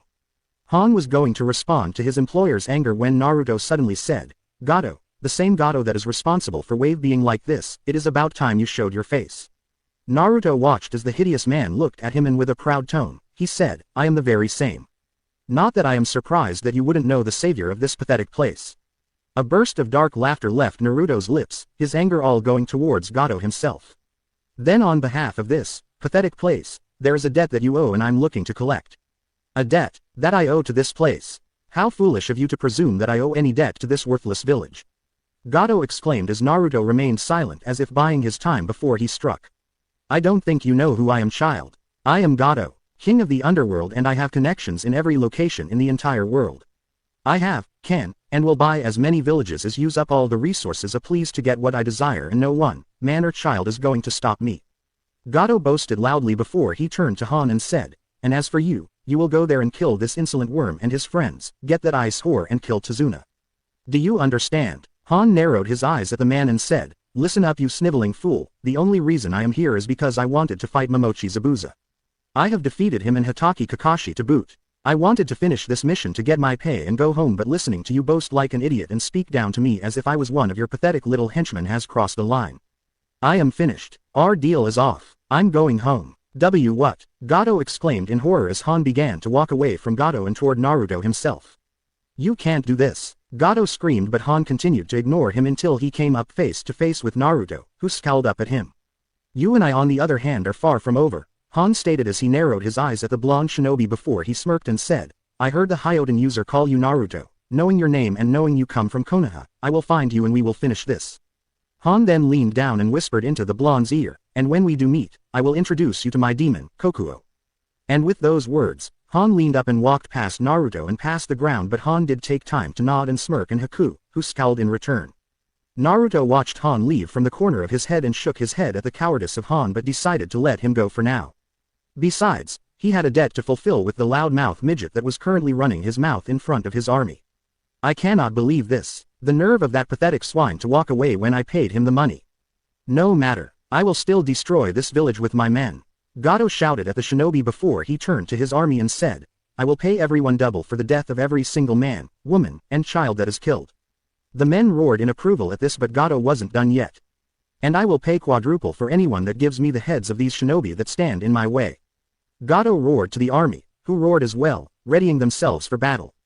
Gato grinned evilly and turned around with his mouth open, ready to sprout out some more words, but then the sound of gargling reached the ears of everyone in attendance. Naruto smirked as he looked at the shocked look on Gato's face. His spear was now inside Gato's mouth and his kunai was sticking out of the back of Gato's head. "You talk too much, Gato," Naruto said with a dark laugh. "Come here." With a hard tug, Gato's head was cruelly ripped off of his body and was sent flying into Naruto's left hand, and once Naruto got a good grip of the head, the chain disappeared with flames. Naruto watched as the headless body fell to the ground and blood began to pool from the neck. Naruto glanced down at the stunned look on the now dead man's face and said, "Your debt has been repaid." Naruto tossed the head down to the ground and eyed the army, who were spooked beyond belief, and with a smirk, Naruto asked, "What is wrong? You all were prepared to kill us moments before. What changed?" The men looked at each other in fear, but a random male, wearing a police uniform, said, "I don't know about you guys, but he's only one kid. We can take him." Another guy, also wearing a police uniform, said, "Yeah, but I don't want to end up like Gato, I'd rather just surrender." The first man scoffed and said, "I'm not afraid of this runt. He can't kill us all." Some of the men on the right of the first uniformed male roared in agreement, while the second half seemed afraid to even hold their weapons. The first uniformed man scoffed at the cowardice of the rest and looked at the 20 men that agreed with him and said, "Now let's kill this runt, for the boss." The 20 men roared, and together with their leader, they all charged towards Naruto, who merely smirked. Without warning, over 50 clones of Naruto appeared with a burst of fire, causing the 20 men to skid to a stop immediately. The first uniformed man stopped, as well as every single one of Naruto's clones, and all of them wore a rather evil smirk on their faces. "So, the true Naruto said with an amused grin on his face. "Still want to try your luck?" The 20 men, along with the uniformed man, dropped their weapons and held up their hands, along with the 20 other men as well.